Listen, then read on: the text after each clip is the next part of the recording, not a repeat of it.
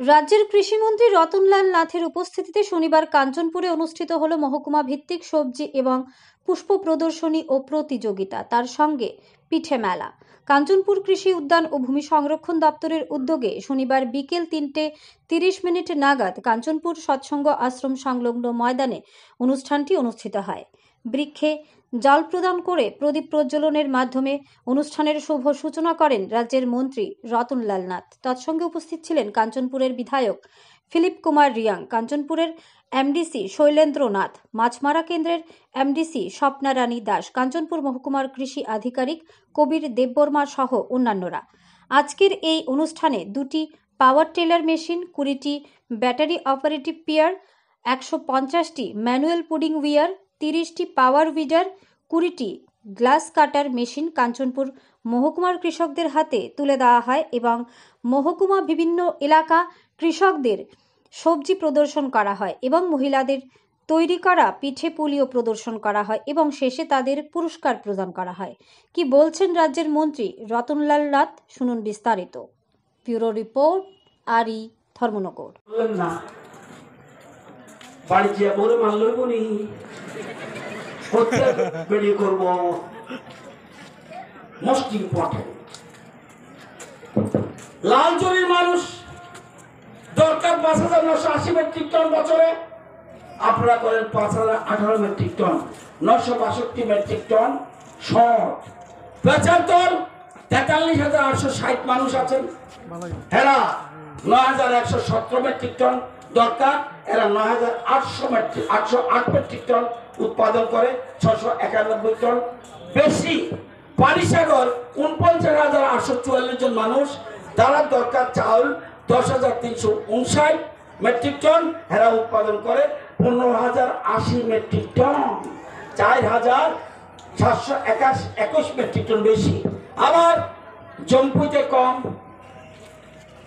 দশদাতেও কম, দরকার 16,000, উৎপাদন 9,000। এখন আজকে প্রতিজ্ঞা করতে হবে, কোন জায়গা খালি রাখবেন না। যদি আপনার জায়গা ধান না হয় অন্য ফসল করেন, কিছু না কিছু করতে হবে। আমাদের ত্রিপুরার যে মাটি, কিছু না কিছু হবে, কিছু না হোক। আপনারা নতুন করে আপনারা জানেন প্রচুর আমাদের ভোজ্য তেল, খাওয়ার তেল বিদেশ থেকে আনতে হয়। আমরা এখন কি করছি, আমরা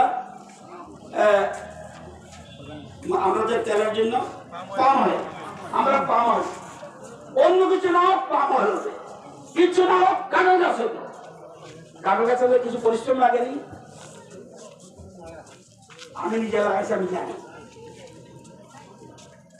জায়গা খালি রাখবেন না, এটা আমার অনুরোধ।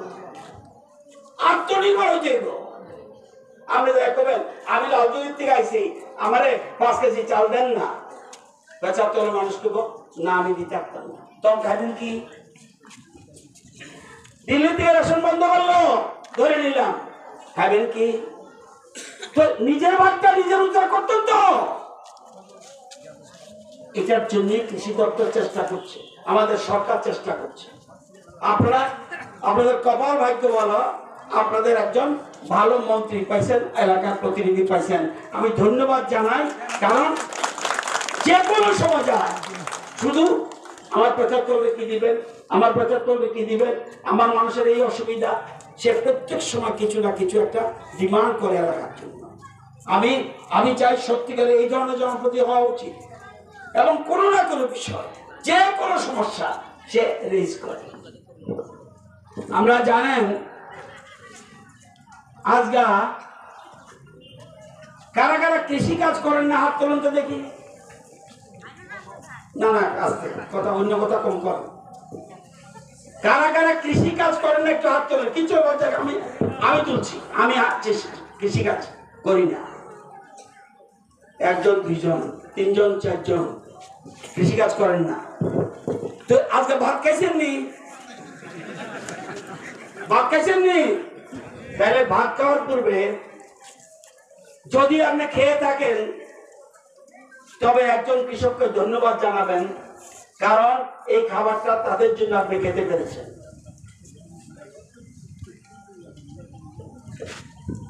ওই ঠাকুরের পূজা করলে কেবল হইতো না। রবীন্দ্রনাথ ঠাকুর বলছে মন্দিরে কেন বসে বসস, ওখানে ভগবান নাই। ও যা ক্ষেতের মধ্যে চাষ করতেছে, এখানে যা। রাস্তার কাজ করতেছে, মানুষ এর কাছে যা, এখানে যাই তুই দেখবি এদের কাছে ভগবান। আজকে এই জিনিস এবং পৃথিবী এমন এক জিনিস, এই যে পৃথিবী না থাকলে আমরা জন্ম হইতো নি। প্রথম সন্তান আপনার জন্ম হওয়ার পরে কোথায় পড়ে? মাটিতে। এই মাটি, এই জন্য আমরা ভারত মাতা বলি, এই জন্য আমরা ভারত মাতা বলি। ভাবতে হবে জিনিসগুলি। আমরা ত্রিপুরাকে যথেষ্টভাবে এগিয়ে নেওয়ার চেষ্টা করছি। আমরা বলি নাই সবকিছু দিচ্ছি, কিন্তু আমরা 6 বছরে যে ডেভেলপমেন্ট করেছে, আমার 55 বছর রাজনীতি করি, 55 বছর,